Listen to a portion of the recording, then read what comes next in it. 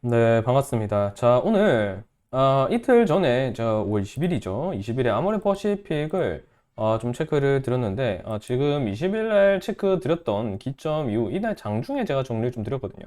예, 오전 장중에 좀 정리를 드렸는데 이때 영상을 보신 분들 그리고 제 대응점을 확인하신 분들 지금 최근에 시장이 좀 약세폭이 미국 증시와의 디커플링으로 좀 깊었죠. 예, 그런 상황에서도 차라리 증시 분위기를 타지 않는 리오프닝, 그중에서도 월봉상의 좀 관점이 두드러지는 아모레퍼시픽 집중해 볼 만하다라고 말씀을 드렸는데 그 말 듣고 나서 매수를 하신 분들이라면 지금 뭐 크지는 않더라도 한 5% 내지 6% 정도 충분히 좀 수익권에 안착이 되신 모습 확인이 되실 겁니다.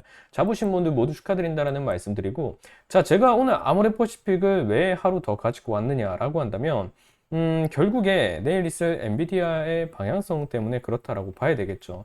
일단은 제가 아모레퍼시픽을 가지고 왔을 때 강조를 드렸던 구간이 자, 바로 이 구간이었습니다. 물론 아모레퍼시픽 말고도 뭐 2000불이라던가 뭐 다른 강세 구간을 좀 펼치고 있는 화장품 관련주들 많이 있습니다. 뭐 최근에는 LG 생활건강도 전통적인 좀 화장품 이런 생활용품 쪽으로 좀 강세 종목이라고 볼 수 있는데 그런 종목들도 좀 많이 포인트가 나오고 있지만 지금 아모레퍼시픽을 제가 최근에 강조를 드렸던 거는 해당 월봉상에 좀 매물대로 갇혀 있는 박스권으로 볼 수 있는 요 구간을 탈피하려는 조짐이 강하게 보이는 자리가 최근에 봉 두 개로 지금 형성이 되고 있는 거. 그리고 4월 달에는 아시겠지만 시장의 급락 구간이 매우 깊었던 시점이었단 말이에요. 그 구간을 깨고서 거래대금을 키우면서 지금 이 저항대를 돌파해낼 가능성이 리오프닝의 실적을 중심으로 한 이런 방향성이 나오고 있기 때문에 아모레퍼시픽 특히나 좀 주목을 해볼 만한 포인트다라고 말씀을 드렸던 겁니다. 특히나 월봉상으로 본다라고 했을 때 그렇게 많아 보이진 않지만 이게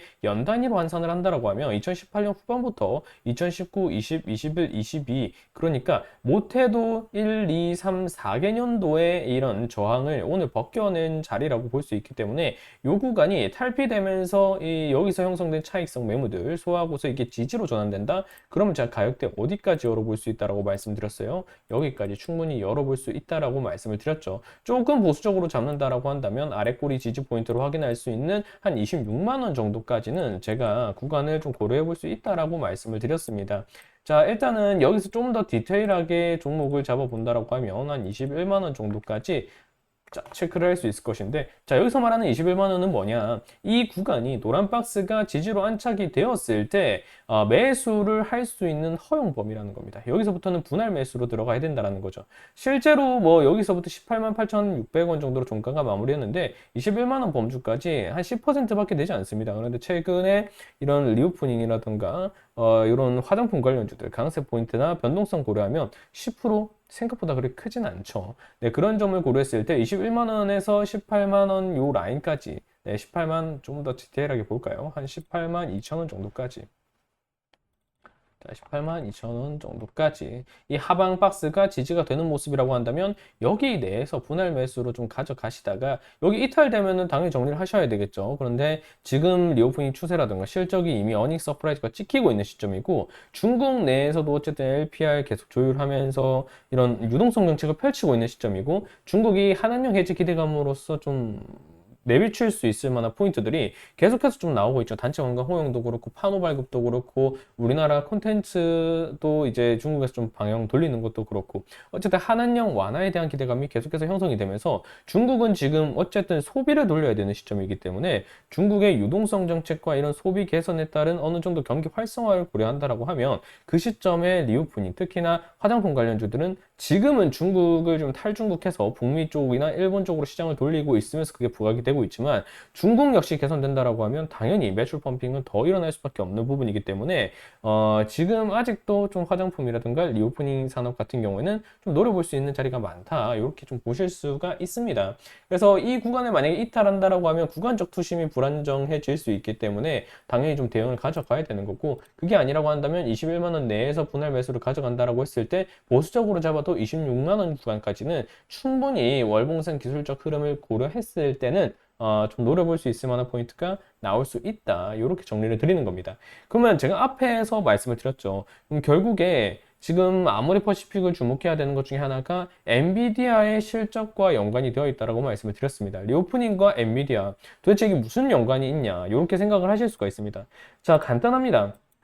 지금 엔비디아가 결국에 주목을 받는 거, AI의 시장 확장, 그에 따른 GPU 수요, 그리고 이게 어디까지 이어간다라고 말씀드렸어요? 우리나라 반도체와 더 나아가서 전력 설비주들까지 영향을 미치고 있다라고 말씀을 드렸습니다. 그런데 이 엔비디아가 지금까지 지난해 하반기부터 최근에 실적들이 연달아서 서프라이즈 폭이 상당히 크게 나오고 있어요. 근데 만약에 지금 가이던스로 잡혀 있는 실적, 그러니까 1에서 2분기로 넘어가는 국면, 그리고 2에서 3분기로 넘어가는 국면, 실적이 이렇게 올라오다가 서서히 이렇게 완만해지는 시기가 2, 3분기라고 말씀을 드렸어요.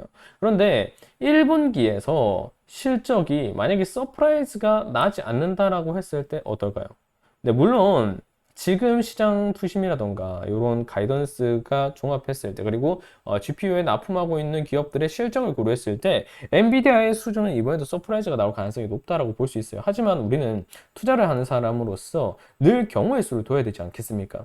만약에 엔비디아의 실적이 부진하게 나오거나 혹은 가이던스에서 컨퍼런스 콜에서 가이던스 2, 3분기 이렇게 매출폭이 둔화되는 부분에 대해서 가이던스에 대한 부분이 좀 부진하게 형성이 된다라고 했을 때 당연히 엔비디아는 급등이 아니라 급락 혹은 조정 포인트가 깊게 나올 수도 있습니다. 그렇게 되면 어쨌든 시장이 금리 인하 기대감이든 뭐가 됐든 회복하고 있는 기조, 다우의 연중 사상 최고가, 나스닥의 최고가, S&P의 역사적 신고가 이런 게 계속 나오고 있잖아요. 결국에 시장 유동성 자금은 돌기 마련이라는 겁니다. 그러면 시장을 주도할 수 있는 산업이 뭐가 있을까? 요거의 시선이 다시금 돌아간다라는 거예요. 그러면 미국도 그렇고 우리나라도 그렇고 공통적으로 올라올 수 있는 산업을 노려야 된다는 거죠. 그 측면으로 봤을 때 결국에 소비재다.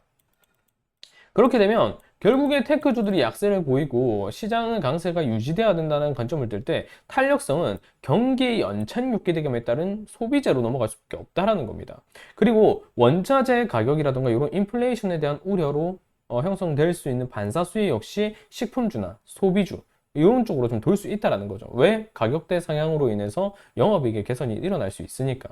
물론 나중에 원자재가 어느 정도 떨어진다라는 가정을 뒀을 때 영업 마진이 더 개선되는 부분이겠지만 어찌되었든 그런 주도성을 놓고 봤을 때 반도체가 진다라는 가정을 하면 이 대기 자금이 어디로 이동할 것인가 이게 포인트가 될 수 있는데 지금 시점 그게 경기 소비재가 될 수 있다라는 거죠. 소비재.